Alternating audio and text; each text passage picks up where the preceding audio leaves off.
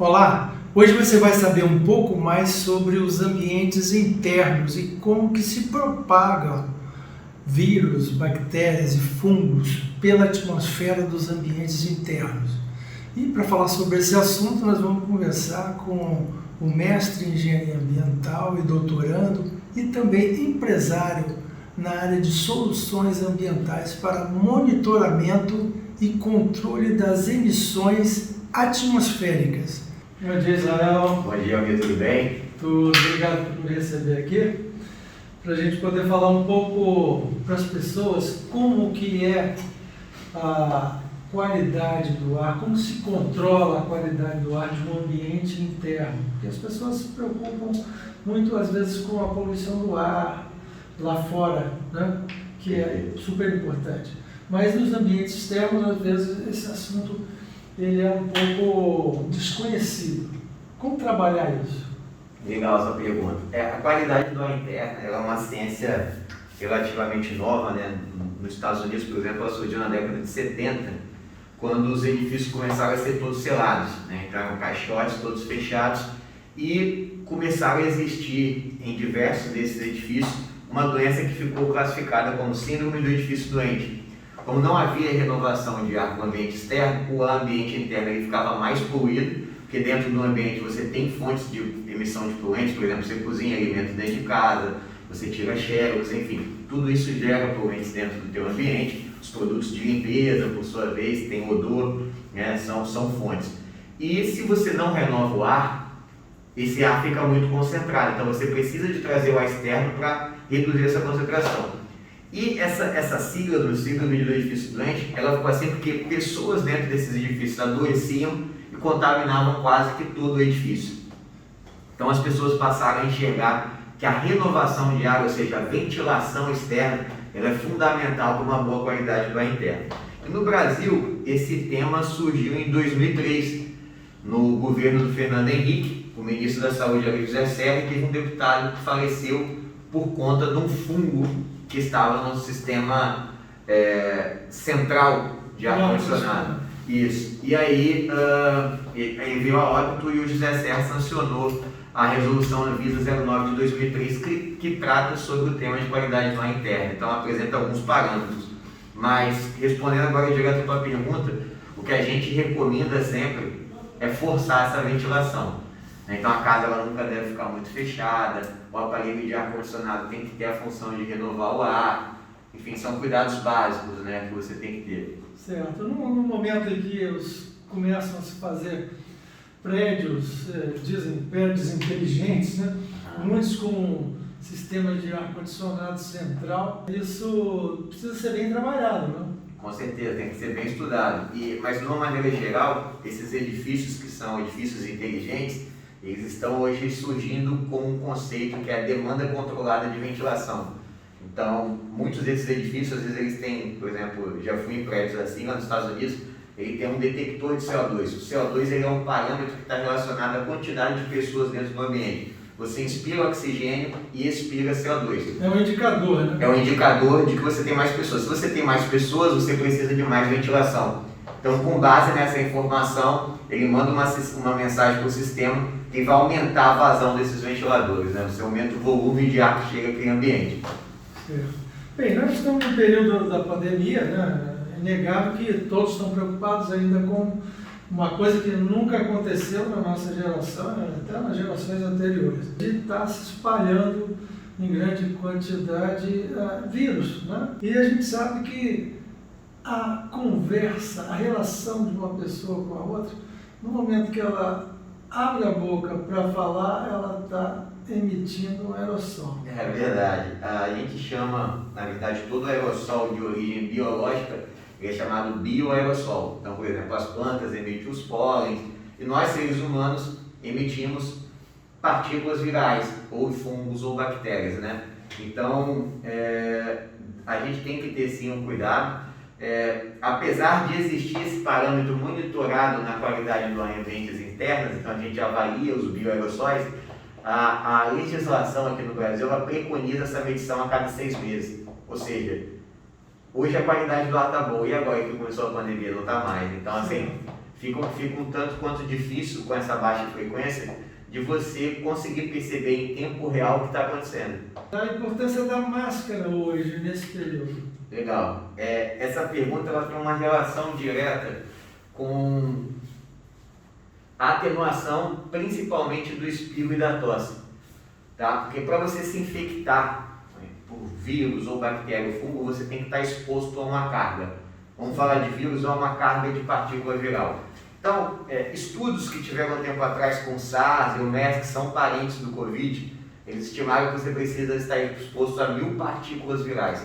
Ou você vai pegar isso numa única inalação, respirei e acabei colocando para dentro 1000 partículas virais, ou você vai apresentar 10 partículas virais em 100 inalações ou 100 inalações de 10 partículas virais. É a maneira que você se contamina. E é um pouco diferente a quantidade de partículas virais que você acaba emitindo na tosse, no espirro e na fala, na inspiração. É uma quantidade muito grande. No espirro, a gente chega a emitir cerca de 30.000 partículas virais. Na tosse, isso vai 5.000.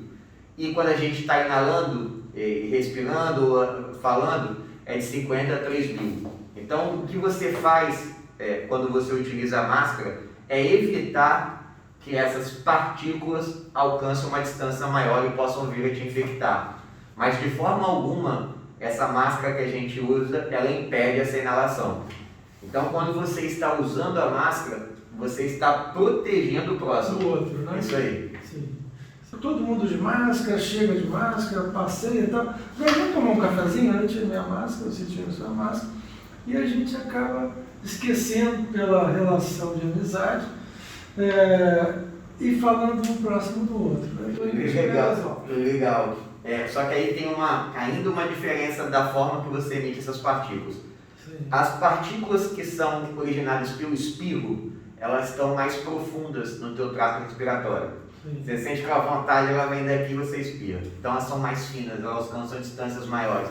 Na tosse, elas já começam a ficar mais grossas. Na fala e no inspirar e expirar, você emite partículas bem mais grossas, ou seja, elas não conseguem atingir distâncias tão longas. Então, se você está tomando um cafezinho, mas você respeita a distância da mesa aqui, você já evita isso. Sim. Agora, é muito do bom senso, né? Se você é uma pessoa de um grupo de risco, enfim, tem parentes na tua família que é de grupo de risco, é prudente que você evite, né? Com certeza. Elevador. É outro problema, né? No início do Covid, estava tendo um protocolo das pessoas ficarem de costas umas para as outras, né, no elevador, justamente para não ter. De uma maneira geral, a viagem no elevador é muito rápida, né? Agora, a gente não pode esquecer que o elevador ele é um ambiente totalmente fechado, sem renovação de ar. Então, assim, se alguém espirrar e tossir ali, aquilo pode estar infectado e quando você entrar ali, vira respirar esse tipo de partícula. Agora, é um risco, né, de quem está vivo e que precisa de estar utilizando, por exemplo, elevador e outras situações, né? Por exemplo, quem pega ônibus, quem tem que viajar de avião, enfim, é o mesmo tipo de exposição, né? A gente acaba tendo que, para viver, né, tomar alguns riscos. Eu acho que faz parte disso. Eu acho que a gente tem que começar a pensar nesses ambientes que são, vamos chamar assim, ambientes de fácil contágio, cozinha, onde você tem tipo praça de alimentação, shopping, o local que a galera faz um cafezinho na empresa. Tudo isso tem que começar a ter tecnologias que evitem contato, né? Então, vou te dar um exemplo bobo que aconteceu. Você vai no shopping, por exemplo, passa no shopping, Vitória, qualquer outro, ninguém mais está apertando o botão, você aproxima a mão e já sai o ticket. Sim. Então, assim, o principal objetivo tem que ser evitar contato com o objeto que o outro vai ter também. Porque foi mais do que provado, né, que estava passando muito pelo contato das mãos, né? As pessoas tossiam, espirravam, enfim, depois apertavam a mão do outro, se contaminavam. Então, assim, essas áreas que você tem fácil contágio, você tem que tentar automatizar. Sim, e estamos falando também em esterilizadores de ar, né, para ambientes internos. Inclusive, alguns trabalhos científicos, pesquisas, inclusive, em fase de protótipo, até eu conheço, na Itália, por exemplo, sendo desenvolvido nessa área, para ambientes internos, inclusive com sistemas inteligentes. Tem que ser muito criterioso no que você vai utilizar e, obviamente, ser bem assessorado para utilizar o material correto, a tecnologia correta e no local correto. Tanto é que nesse momento da pandemia, nós estamos em metade de 2021, né? Quase um ano e meio de pandemia pelo mundo afora, e não se conhece ainda, não foi ainda espalhado essas informações de equipamentos com essa eficiência. Justamente por isso, né? A gente acaba entrando nessa discussão, que é uma discussão técnica de qual é o mais eficiente, até qual é a eficiência, né? Ninguém hoje tem uma eficiência batida, assim, cientificamente comprovada disso, que isso pode ser usado em massa, por exemplo. Mas mesmo assim, Almir, eu ainda penso uma coisa. Assim como nós evoluímos e transformamos o meio para sobreviver, os organismos que vivem aqui são todos top de linha, geneticamente falando, né? Todos conseguiram continuar na briga. E quanto mais a gente força uma situação adversa, principalmente para os micro-organismos, eles vão se adaptando, eles vão continuar vivendo. Sim. Então, assim, a gente tem que entender que a gente alterou muito o meio, né?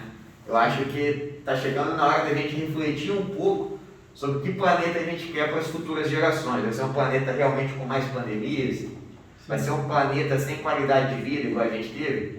Imagina você não poder cumprimentar uma pessoa, aquela pessoa que você gosta, não pode dar um abraço.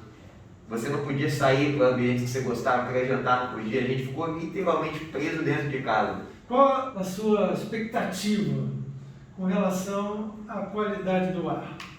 Eu tenho grandes expectativas. Primeiro porque o mundo todo está falando de descarbonização, né? Então, você vê lá na Europa, por exemplo, zonas de zero emissão de poluentes, então só pode ter veículo elétrico, não tem indústria, não tem nada. E eles monitoram nesses lugares e a concentração dos poluentes realmente é muito baixa. Os países, né, assumindo o compromisso, a Europa, por exemplo, até 2030, só carros elétricos. Biden já falou que nos Estados Unidos ele quer também até 2035, enfim. Acho que o Brasil também tem que entrar nessa corrida aí com esses países que estão na vanguarda para que a gente melhore a qualidade do ar aqui. Mas eu creio que até 2050 a gente vai ter um planeta muito melhor em relação aos níveis de todos os poluentes atmosféricos. Hoje o pessoal fala muito do CO2, né? Porque de certa maneira ele é o parâmetro que avalia a industrialização do planeta. E se a gente reduz o CO2, consequentemente esses outros parâmetros, né, os outros poluentes também reduzem. Então estou feliz que o mundo esteja pensando assim e acreditando também nas empresas, no ser humano, de que eles realmente estão dispostos a fazer esse trabalho. Porque aqui na empresa, a nossa missão é essa daí, melhorar o ar do mundo. Sim. Parabéns, uma empresa capixaba que está fornecendo equipamentos para todo o Brasil. É isso aí. Com muito trabalho, muita dedicação e sempre acreditando que transparência e honestidade são fundamentais para a gente continuar crescendo. Ok. Muito obrigado mais uma vez. Eu que agradeço a oportunidade, as portas estão sempre abertas para você.